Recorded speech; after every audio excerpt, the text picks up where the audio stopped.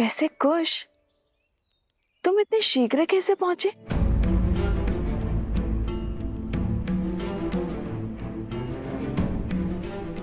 वो आपके प्रतापी पुत्र ने क्षण भर में ही वृक्ष हटा दिया था और पेड़ को भी शांत कर दिया था। अब सब ठीक है ना सोम? हाँ, बिल्कुल है ना गुरु? हाँ, कुछ ने यूं हल कर दिया हर संकट को। अच्छा, तो हम यूं ही इतने लंबे मार्ग से आए। मार्ग लंबा हो या छोटा, थकाता तो है ही माता। चलिए ना, बहुत भूख लगी है। चलिए ना, कुछ खिलाइए ना। हाँ, भूख तो मुझे भी लगी है, चलिए ना। चलो।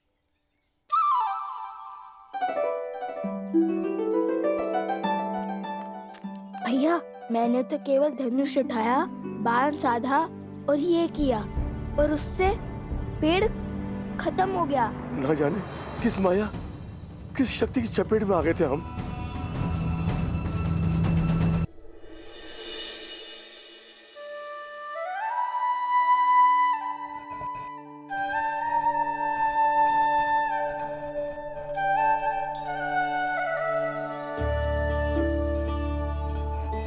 आश्रम वासियों से वचन तो ले लिया कि गुरुवार के आने तक कोई भी माता को सत्य नहीं बताएगा, किंतु अभी भी समस्या है।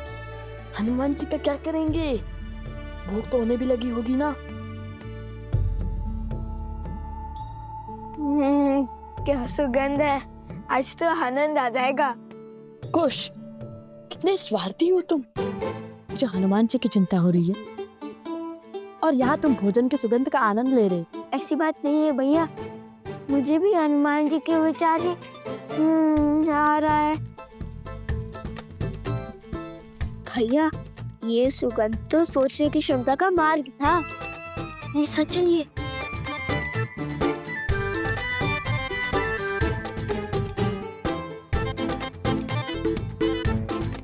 अरे कुश, रुको।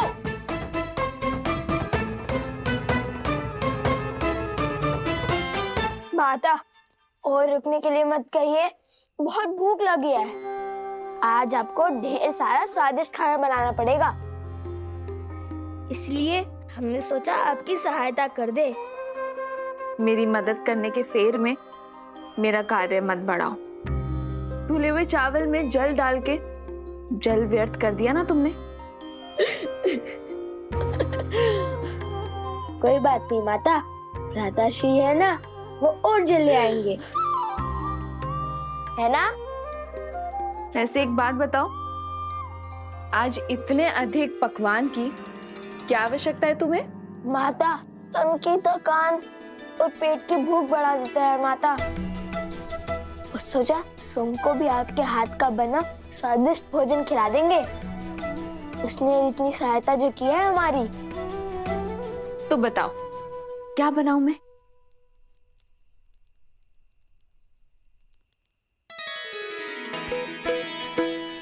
माता, मुझे तो अनेक वस्तुएं प्रिय हैं, जैसे कि खीर, मालपुआ, दही, मक्खन, केले, लड्डू।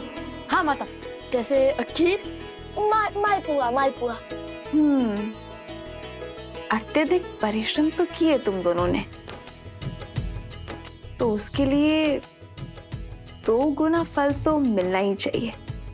मैं दोनों बनाती हूँ।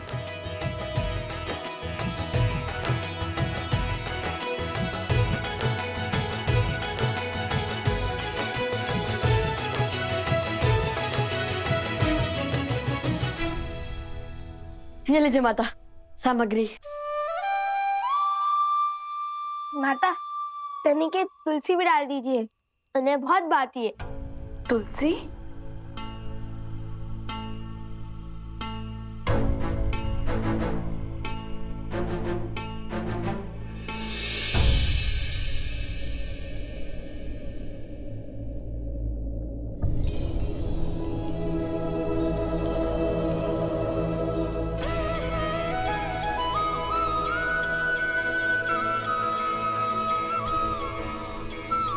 ठीक है, डाल दूंगी।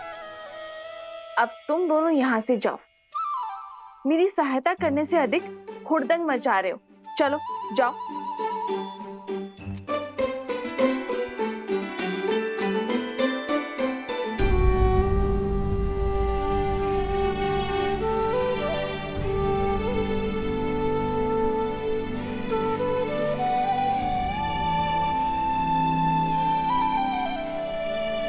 मुझे क्षमा कर दो लक्ष्मण, मैंने तुम्हें रोककर अनर्थ कर दिया। मेरे मन में पहले करुणा थी, किंतु अब मेरे मन में प्रतिशोध है। भैया की आज्ञा से उन दोनों बालकों को दंडित करूंगा मैं।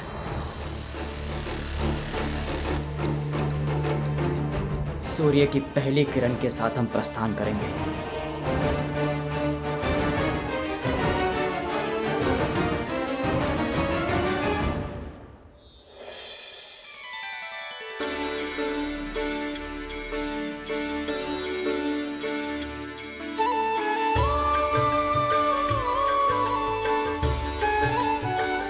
भोजन माता ने बनाया है। बहुत स्वादिष्ट है ना। सोमकर्ण को छका कर आए हैं। वो क्या है ना, उसी के नाम से तो हमने माता से इतना सब कुछ बनवाया है। वैसे हम असत्य नहीं बोलते, किंतु बंदी को भूखा भी तो नहीं रख सकते ना। कोटि कोटि धन्यवाद, किंतु एक दुविधा है, इसे मैं खाऊंगा कैसे?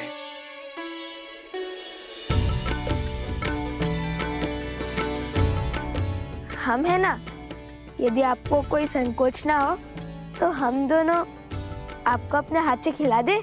संकोच नहीं, मेरे जीवन का सबसे बड़ा संयोग है ये। स्वयं प्रभु श्री राम के क्या? परम भक्त स्वयं प्रभु श्री राम के परम भक्त मुझे अपने इन हाथों से खिलाएंगे। माता को कोई संदेह तो नहीं हुआ? भोजन के समय मन में उल्लास होना चाहिए, प्रश्न नहीं। और हम दोनों की चतुराई के समक्ष किसी को संदेह कैसे हो सकता है? आप निश्चिंत होकर खाइए।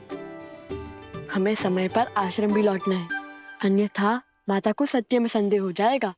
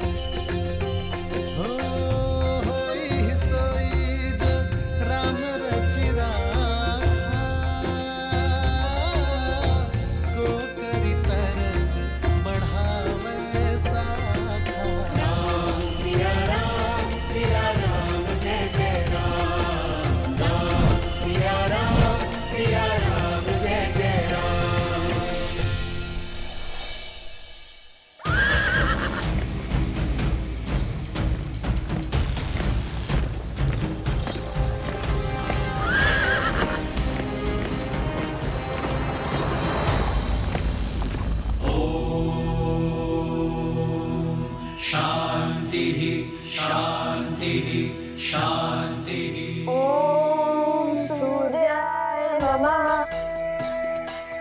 हे माता तमसा, सदा की भांति आज भी हम वन देवी के पुत्रों की रक्षा करना। मैं एक बार आपसे पुनः कहता हूँ, बात को बढ़ाने से अच्छा है एक बार बात कर लेना।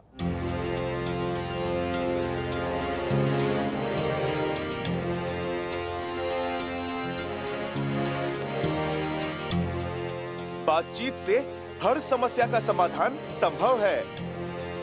लक्ष्मण भैया के घाव मेरे प्रभु को पीड़ा दे रहे होंगे। यदि वो यहाँ पधारे और आप दोनों के कारण उन्हें कुछ हुआ तो स्मरण रहे, आप ना भगवान का क्रोध झेल पाएंगे और ना ही इस भक्त का।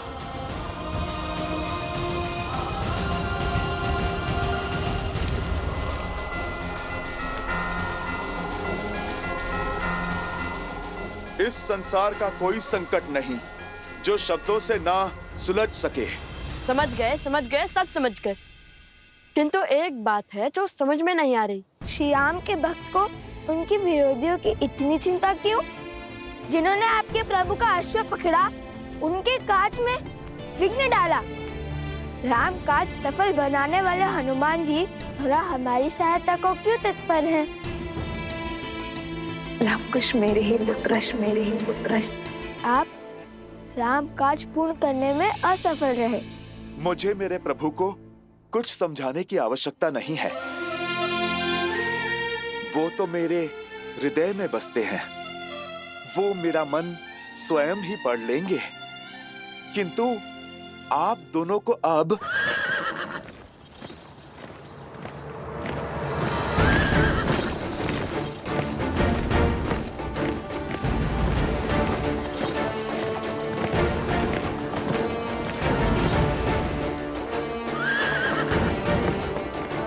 भरत भैया,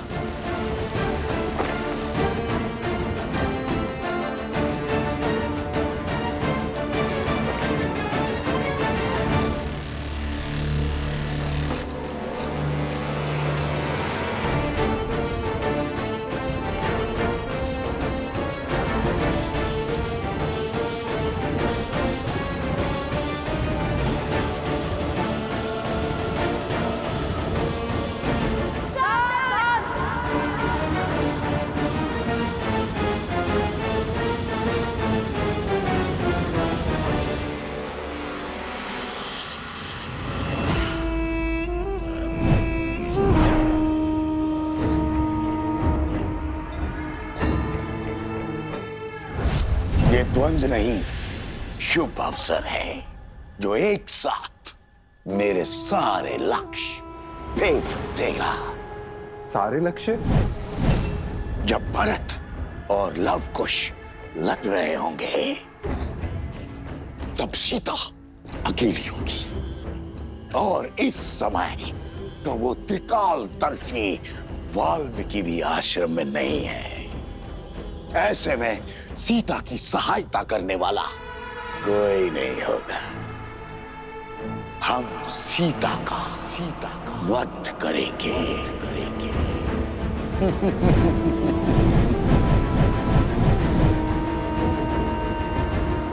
और जैसे सीता देह त्यागेगी, सब कुछ समाप्त हो जाएगा और लवकुश अपनी सुध खो बैठेंगे। और तब उस क्षण का लाभ उठाकर हम अश्व को भी मार गिराएंगे।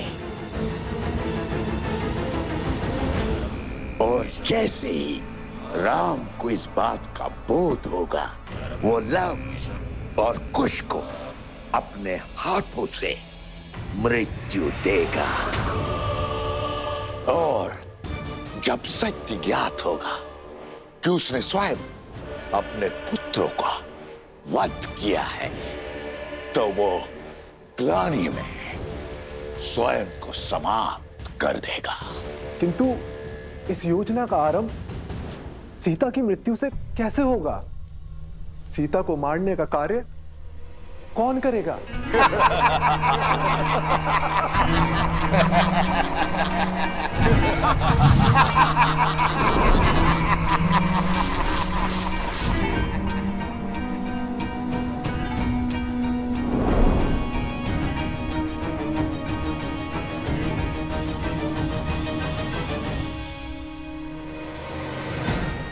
ये है वो शक्ति जो सीता की श्वास छीनेगी।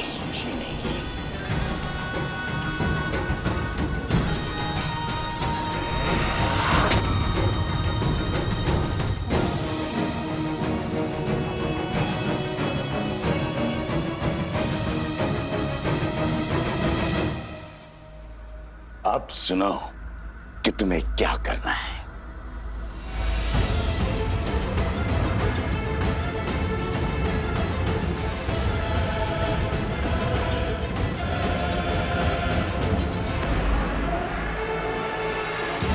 अब सीता का बचना असंभव है। मेरा मन जानता है कि कल मुझ पर प्रहार करने वाला असुर साधारण नहीं थे, किंतु मुझे मारने की योजना कौन बना रहा है? मेरी मृत्यु से किसका लाभ होगा? अरे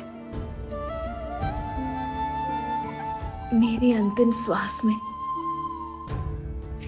किसका हित छुपा है? ओ गुरुदेव, अनर्थ हो गया गुरुदेव, गुरुदेव।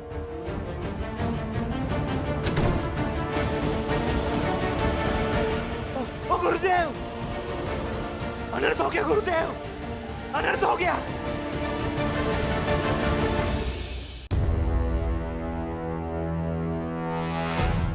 हनुमान जी, मैं मान ही नहीं सकता कि संसार का कोई भी बल आपको बांध सकता है, परंतु आप इस अवस्था में, अर्थात आप इन दोनों बालकों की मीठी बातों में आ गए।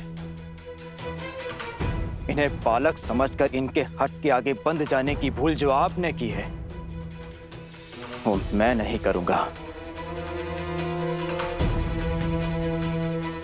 लक्ष्मण, शत्रुघ्न और हमारी सेना की जो इन्होंने दुर्दशा की है, उसके लिए मैं इन्हें दंड अवश्य दूंगा।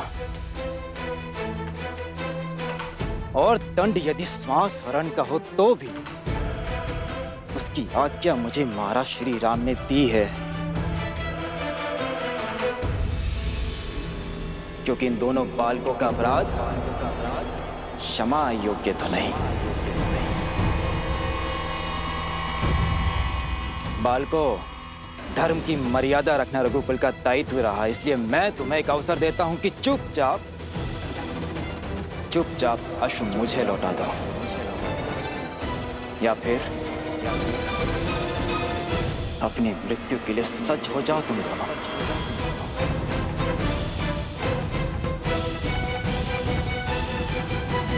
अच्छा हुआ कि आप हमें बालक नहीं योद्धा समझते हैं, क्योंकि अबोध बालक ना तो प्रभु श्री राम से प्रश्न पूछने का साहस रखते हैं और ना ही सामर्थ्य। और हमारे साहस नहीं, हमें सामर्थ्य दिया है कि श्री राम को हमारे प्रश्नों के उत्तर देने के लिए यहाँ आना होगा।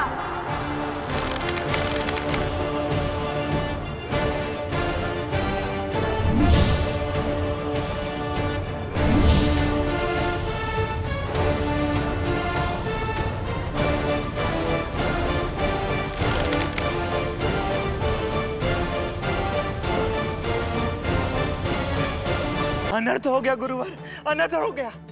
वहाँ पीछे वन में मैंने देखा। धैर्य रखकर ठीक से बताओ। वहाँ मैंने देखा वन में राज अनुज भरत क्रोध से लाल होकर लोग उससे लड़ने आए हैं, और लवकुश ने तो साक्षात हनुमान जी को बंदी बना के रखा है। अनर्थ हो गया। ऐसी स्थिति में लवकुश के प्राणों को संकट हो सकता है। शत्रुघ्न जी और लक्ष्मण जी जैसे शूरवीरों को परास्त करने वाले लवकुश, उनके लिए भरत जी को हराना कौन सी बड़ी बात है? और सुना है भरत जी है भी बहुत धैर्यवान है, किंतु इस समय अपने भाइयों पर हुए प्रहार से क्रोधित होंगे, और सदा धैर्य का हाथ थामने वाले के भीतर जब क्रोध की अग्नि प्रज्वलित होती है तो सब कुछ जलाकर भस्म कर देती है। अब हम क्या करेंगे? एक और लवकुश को दिया वचन है कि भगवान वाल्मीकि के आने तक हम वन देवी से कुछ नहीं कहेंगे, और दूसरी ओर लवकुश के प्राणों पे छाया संकट है। ऋषिवर,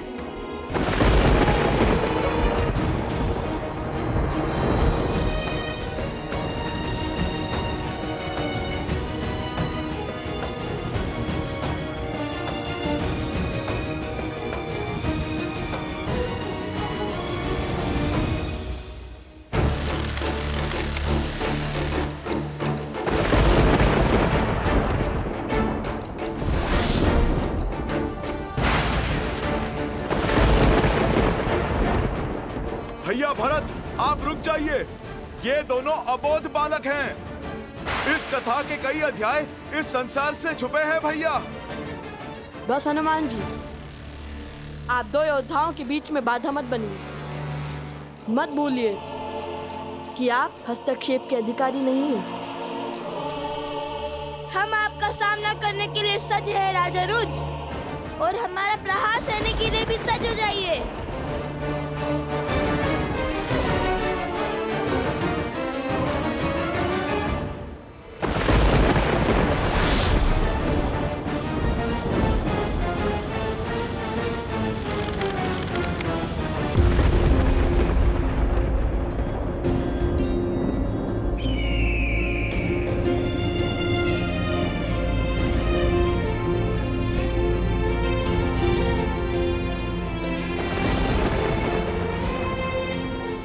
पक्षी उन मेघों से दूर भाग रहे हैं महाराज। यह शुभ शगुन नहीं है। शगुन अपशगुन केवल मन के विकार है आर्य सुनंत। इनमें नियति को बदलने का सामर्थ्य नहीं है।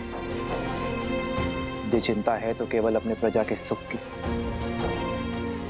अपने राज्य की और उसमें ला रही नियति के उपयोग की। धर्म का तेज हर अंधकार को मिटाने की शक्ति रखता है आर्य सुनंत, और वो शक्ति केवल धर्म का पालन करने से ही आती है।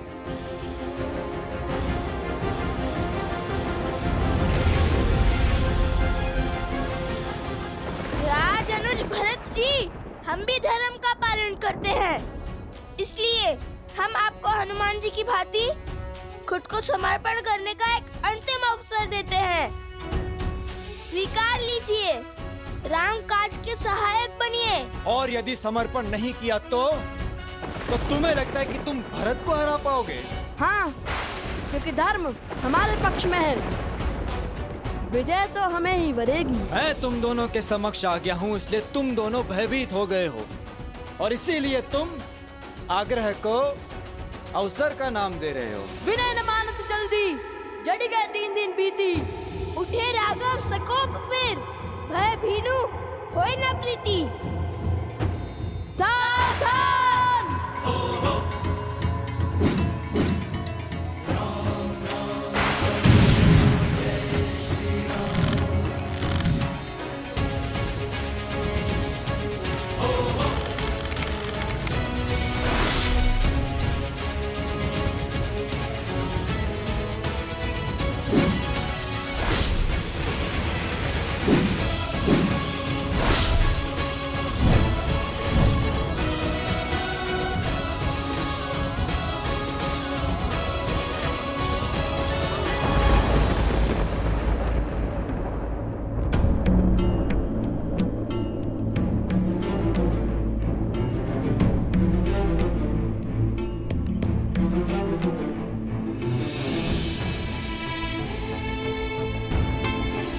क्या हुआ?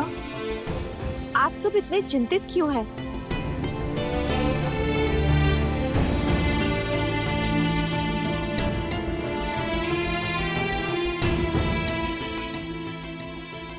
गुरुवर, कुछ तो है जो मुझसे छुपाया जा रहा है। बताइए ना, मेरा मन बैठा जा रहा है।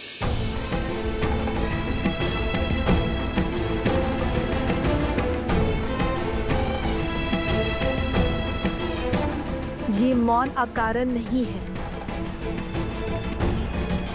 मुझे सत्य जानना है गुरुवर। देवी, वो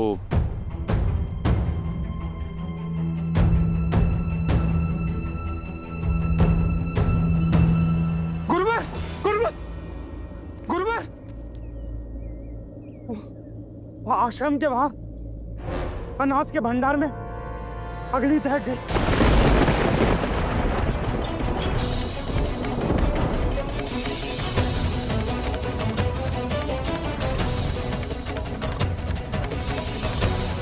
क्या अग्नि? वंदे, सुना आपने? हमें कुछ करना होगा। सब इसी क्षण जल पात्र लेकर अनाज भंडार की ओर चलिए। चलिए, शीघ्र कीजिए।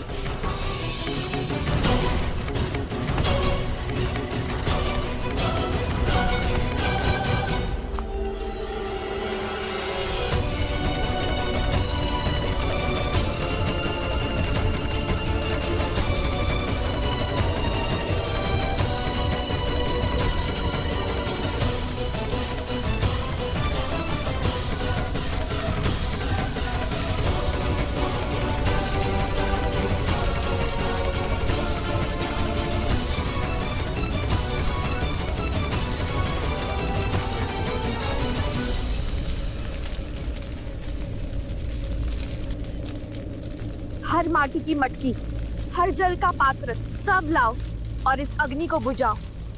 शीघ्र करो।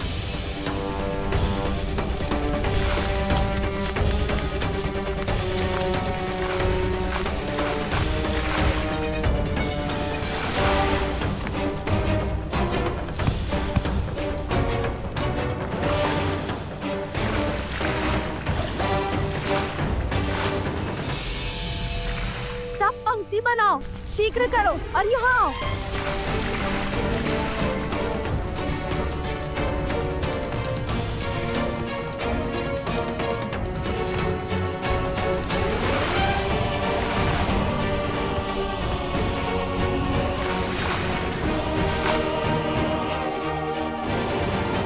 यहाँ स्थिति नियंत्रण में है। आप सभी वहां जाइए, वहां सहायता कीजिए। अरे ये क्या हो रहा है? पर हमने अभी तो इसे बुझाई थी। ये अग्नि तो बहुत तीव्र हो रही है। इतना जल डालने पर अग्नि बुझ क्यों नहीं रही है? विचार विमर्श का समय नहीं है गुरु माँ। चलिए सब लोग जल डालिए। मायावी अग्नि है सीता, इसे बुझाने का सामर्थ्य नहीं है तुम में। मैं जिस ओर चाहूं उस ओर इन आग की लपटों को घुमा सकता हूं। यह अग्नि तो बुझने का नाम ही नहीं ले रही है। राम सिया राम सिया राम सिया राम, राम सिया राम सिया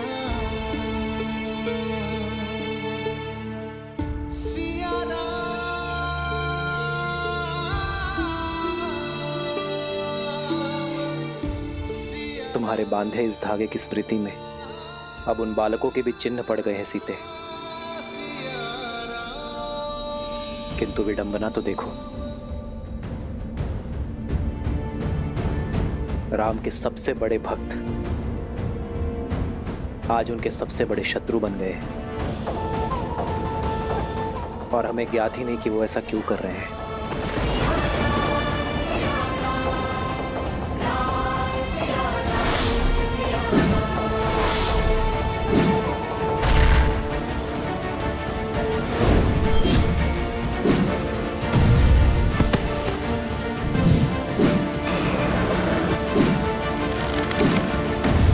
अब ये संघर्ष अनुचित मोड़ ले रहा है।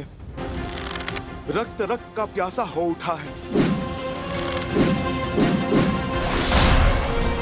हे प्रभु, मैं कैसे रोकूं इस अनर्थ को?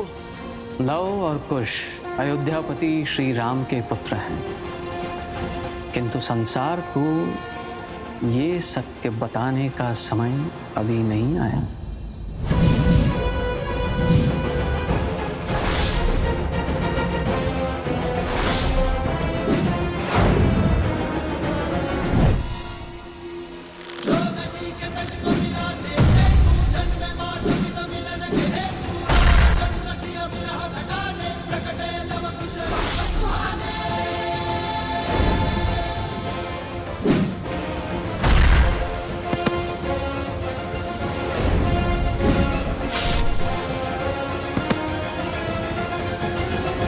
भिन्न भिन्न दिशाओं से प्रहार करने का अर्थ मैं समझाता हूं तुम्हें।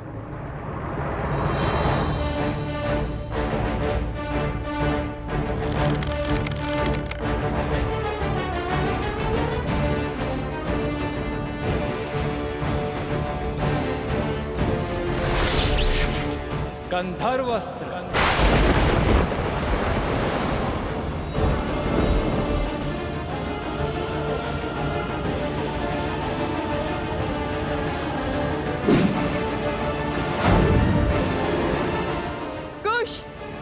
यह अस्त्र तनिक भिन्न लग रहा है।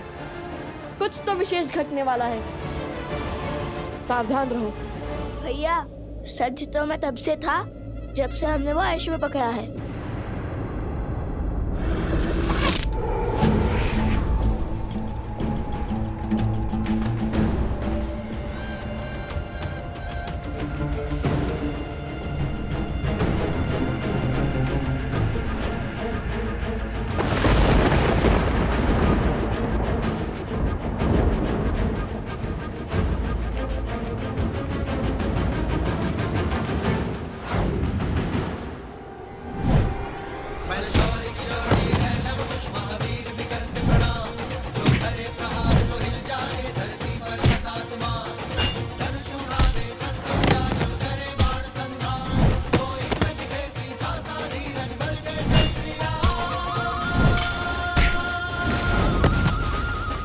असंभव।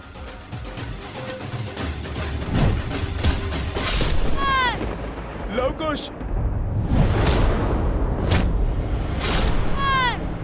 संभल कर।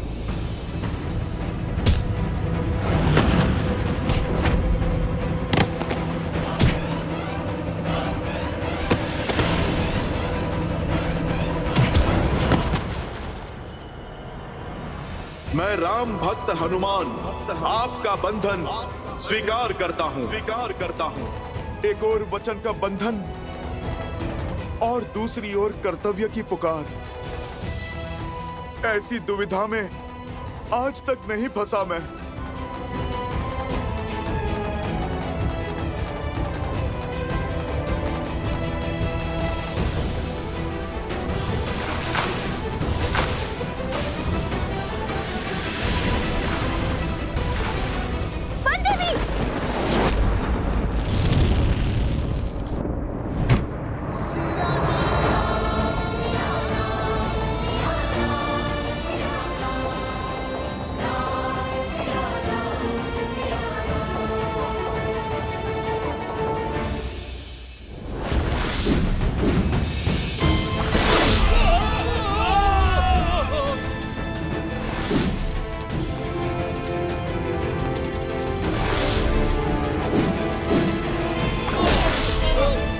लवकुश को भला कौन हरा सकता है भैया?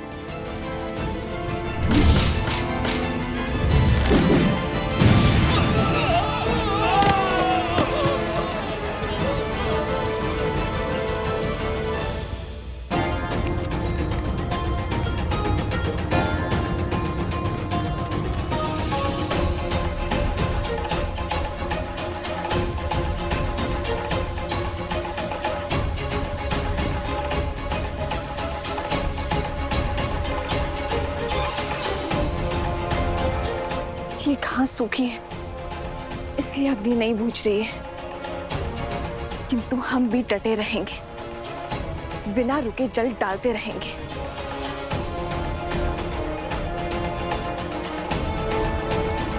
वो देवी!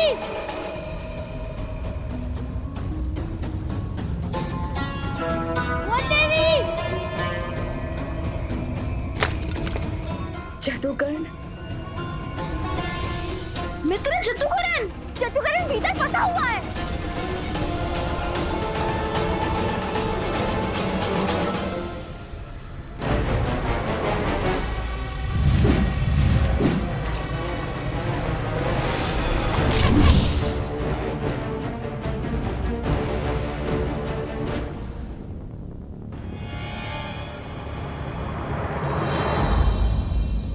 क्यों आप अपने प्राण संकट में डालते हैं? मैं आपसे अभी भी कह रहा हूं, कर दीजिए आत्मसमर्पण।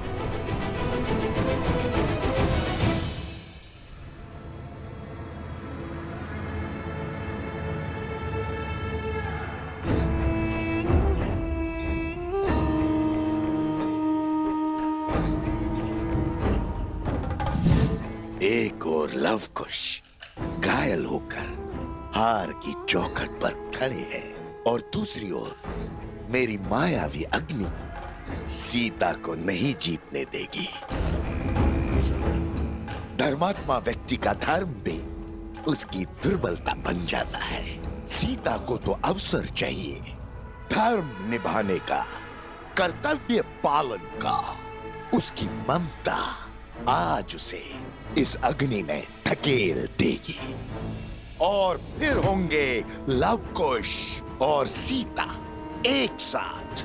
स्वाहा, मां और पुत्रों की चिता एक साथ सजेगी और उसकी अग्नि में भस्म होगा राम राज्य और स्वाहा होगी राम की सोच। कदापि नहीं हनुमान जी। अब भले युद्ध में प्राण अर्पण होंगे, किंतु समर्पण नहीं होगा।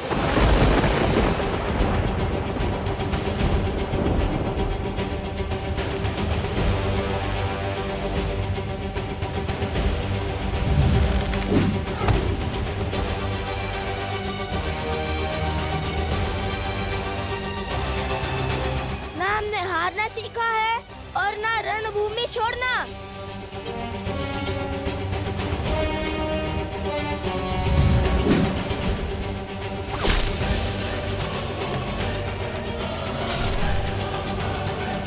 लवकुश, हठ में कई बार अनर्थ हो जाता है।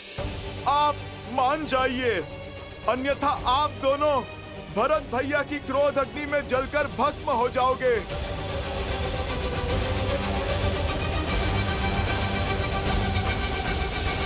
बस हनुमान जी, इन उद्दंडी बालकों को कुछ और भी समझाने की आवश्यकता नहीं है। समझने और समझाने की घड़ी बीत चुकी है। अब सिर्फ दंड का द्वंद्व होगा।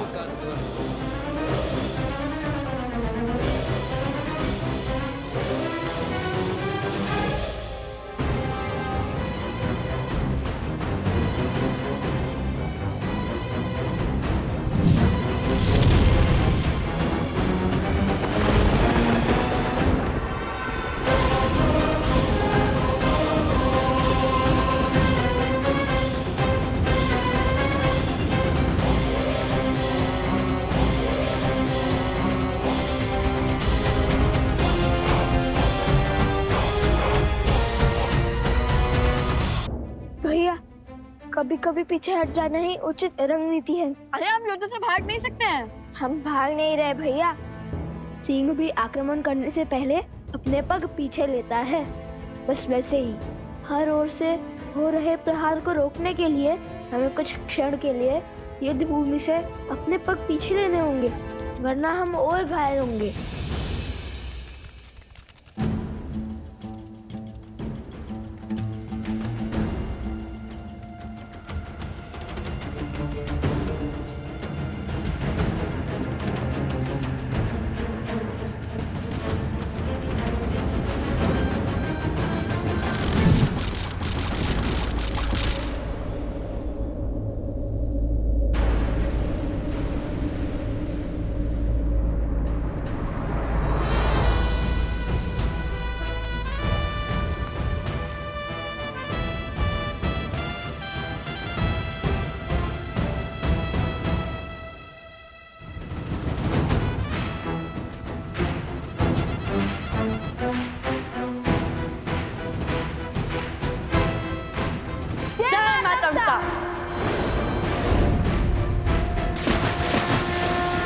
बालकों, अब तक अपनी वीरता का स्वांग रच रहे थे और अब जल समाधि ले ली। प्रभु श्री राम की संतान युद्ध से डर के भाग नहीं सकती, फिर ये दोनों जल में प्रवेश क्यों कर गए?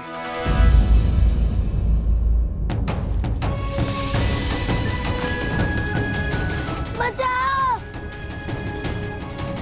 जट्टुकर्ण, चिंता मत करो, हम तुम्हारी रक्षा करेंगे।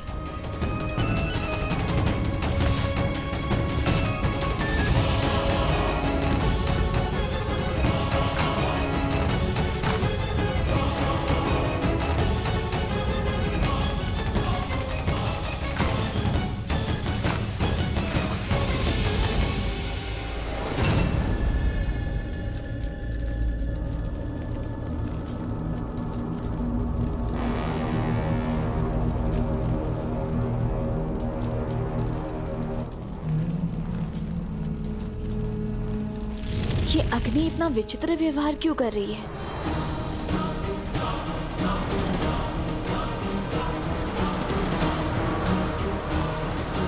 वन देवी, रक्षा करो मेरी। जट्टुकर्ण,